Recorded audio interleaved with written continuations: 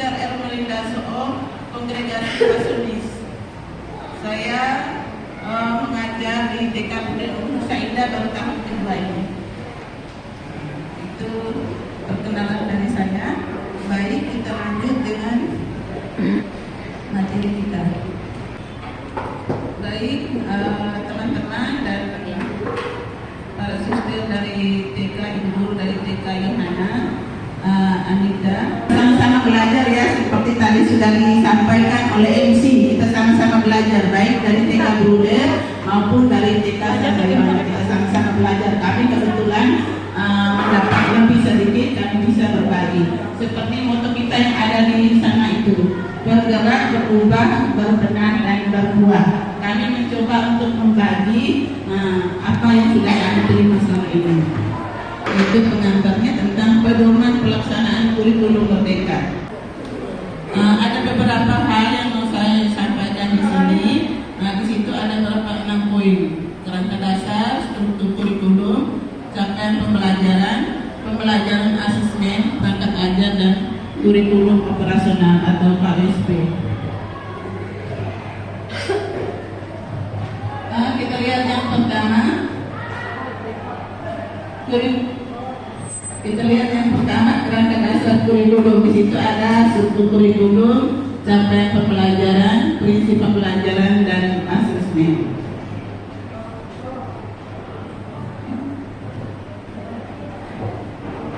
Kita melihat struktur kurikulum. Struktur kurikulum itu pembelajaran dengan paradigma baru merupakan upaya menumbuhkan pembelajar sepanjang hayat yang sesuai dengan profil pelajar Pancasila. Di sini proses pembelajaran dengan paradigma baru ini dilaksanakan melalui kurikulum merdeka yang memuat. Di situ kurikulum merdeka ada 2, yaitu dalam program intrakurikuler, program P5 atau proyek penguatan profil pelajar Pancasila. Dan ditambah lagi untuk tambahannya itu ekstrakurikuler juga co-kurikuler. Lalu yang berikut kita melihat struktur kurikulum kegiatan intrakurikuler.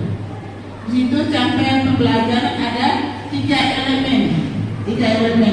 Mungkin saya bisa tanya teman-teman 3 elemen apa saja yang kita ketahui 3 elemen di dalam.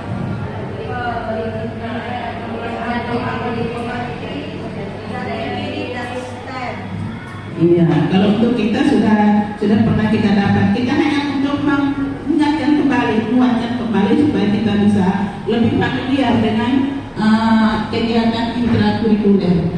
Lalu yang berikut proyek penguatan profil pelajar Pancasila. Itu capaian pembelajaran ada 6 dimensi. Kira-kira apa saja 6 dimensi itu?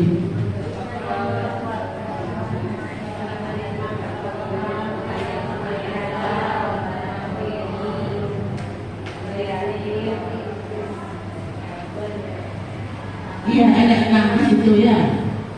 Kira-kira kita yang dari TK Bruder sudah bisa ingat ya, hafal dengan 6 dimensi ini kan? Karena kita yang saya ingat TK Bruder Melati, Nusa Indah, Kanisius, atau TK Bruder Nahlia, kita sudah melaksanakan P5. Berarti kita sudah mengenal ini 6 dimensi ini. Itu yang untuk P5. Lalu yang kegiatan ekstrakurikuler. Untuk kegiatan ekstrakurikuler, kegiatannya tetap diadakan pada pembelajaran dengan kurikulum merdeka, dan pelaksanaannya dapat dikembangkan oleh satuan pendidikan sesuai dengan kapasitas dan minat karakteristik peserta didik. Untuk TK Bruder di sini, kalau untuk Bruder Nusa Indah, kegiatan ekstrakurikuler setahun kemarin kami buat. Tahun-tahun sebelumnya belum, karena kita juga mendapat pelatihan dari narasumber kita kemarin, pastor kami, sehingga kami mulai berusaha untuk adakan kegiatan kurikuler, ekstrakurikuler di dalam kurikulum merdeka ini. Itu tergantung sekolahnya masing-masing mau membuat ekstrakurikuler seperti apa. Kalau untuk ekstrakurikulernya ada dua pilihan, ekskul wajib dan ekskul pilihan. Kalau untuk TK Brun Nusa Indah ini kami memilih ekskul wajib itu wusu. Wusu itu kan olahraga Cina punya. Itu yang kami ambil dari untuk Nusa Indah. Lalu pilihan ada tiga, ada menari, ada menyanyi dan ada mewarnai. Lalu yang berikut bisa tambah lagi kurikuler ya, bisa tambah lagi seperti itu. Tergantung sekolah. Kalau sekolah mempunyai kemampuan bisa tambah sendiri. Tapi yang intinya itu ada dua kegiatan yang utama di struktur kurikulum itu intrakurikuler dan P5. Lalu lanjut. Yang kedua, capaian pembelajaran. Pengertian capaian pembelajaran merupakan kompetensi pembelajaran yang harus dicapai peserta didik pada setiap fase. Untuk fase anak usia dini disebut fase apa? Fondasi. Untuk anak usia dini pasti fondasi. Lalu untuk SD fase apa ya? SD siapa ingat? Fase A, B, C, D, E sampai kelas 6. Kalau TK itu fase fondasi. Itu pengertian fase. Lalu berikut cakupan capaian pembelajaran atau CP memiliki posisi seperti KI dan KD di kurikulum 2013. Itu posisinya sama CP itu. Lalu dalam rumusannya CP melebur kompetensi, ada 3 kompetensi. Kompetensi sikap, pengetahuan dan keterampilan.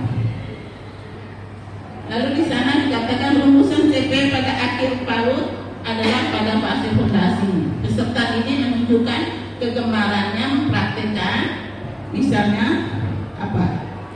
Untuk kurikulum merdeka, misalnya nilai agama dan budi pekerti, kebanggaan terhadap jati diri, kemampuan literasi dan dasar-dasar sains, teknologi, rekayasa, seni dan matematika untuk membangun kesenangan belajar dan kesiapan mengikuti pendidikan di sekolah dasar. Lalu kita melihat capaian pembelajaran di intrakurikuler. Di situ ada berapa? Capaian pembelajaran di intrakurikuler. Di situ ada, kita lihat ada 3 elemen capaian pembelajaran untuk kegiatan untuk program intrakurikuler. Di situ ada nilai agama dan budi pekerti. Yang kedua jati diri. Jati diri ada catatannya tuh, ada beberapa catatannya. Saya tidak terlihat di situ. Ada apa saja di situ. Lalu yang ketiga dasar-dasar literasi, matematika, sains, teknologi, rekayasa dan seni. Nah di situ ada tujuan pembelajaran. Kalau saya melihat di sini capaian pembelajaran intrakurikuler itu, kalau kita lihat di kurikulum 2013 itu sebenarnya kurang lebih dia sama, cuma ini sudah dipadatkan. Kalau kurikulum 2013 di situ ada 6 kecerdasan. Nah, saya rasa ini sudah dilebur menjadi 3 elemen capaian pembelajaran. Di situ kurang lebih sama. Kalau lihat nilai agama dan budi pekerti, tujuan pembelajaran di situ ada apa yang bisa baca ya?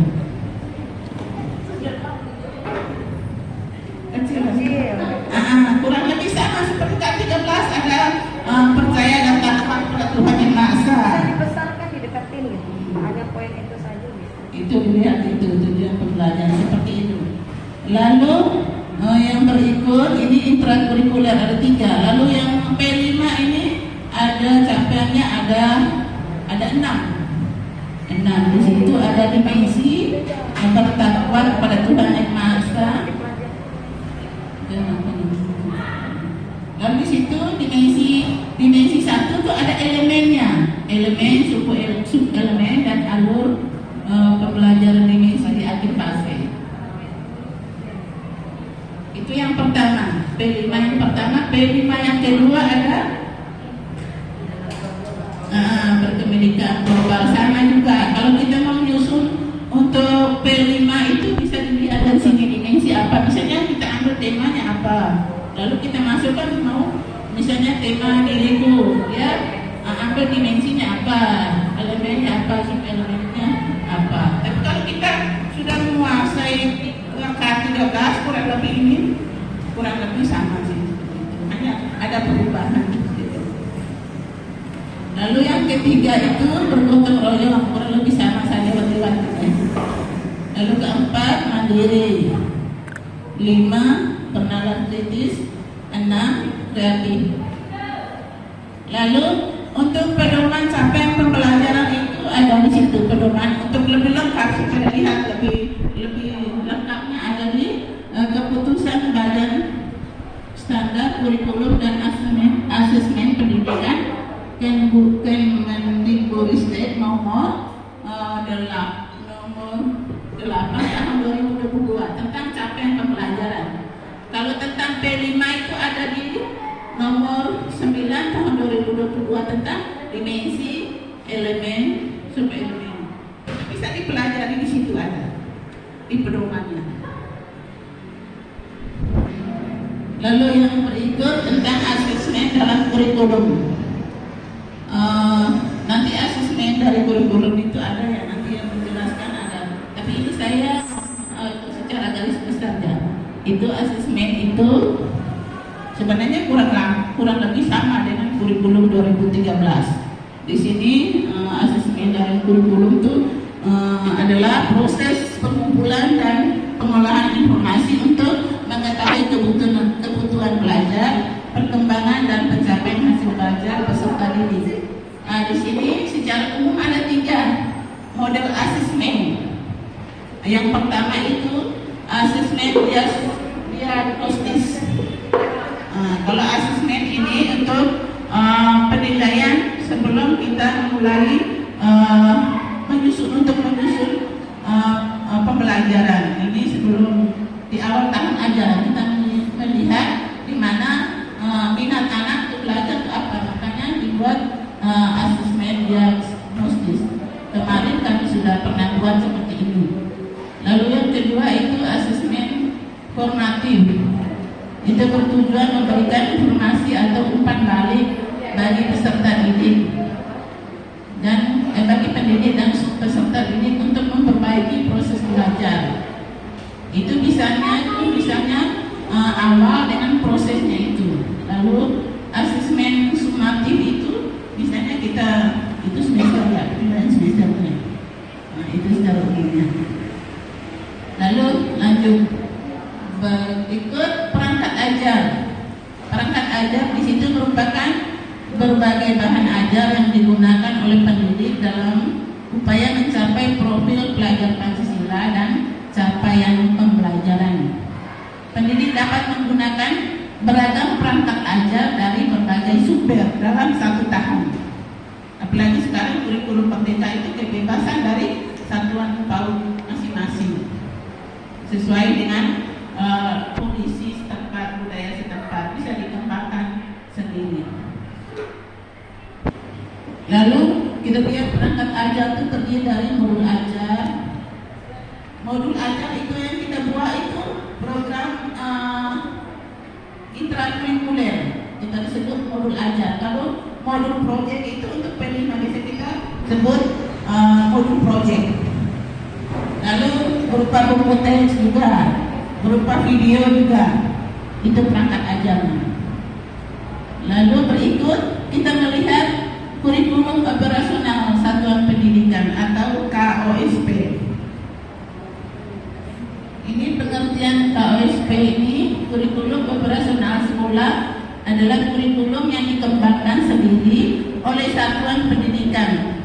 Dalam pengembangannya, satuan pendidikan memiliki otonomi untuk menentukan kurikulum operasionalnya sendiri dengan mempertimbangkan karakteristik lingkungan satuan PAUD, tetapi dengan tetap mengacu pada struktur minimum kurikulum yang ditetapkan oleh pemerintah. Tetap ada panduan dari pemerintah.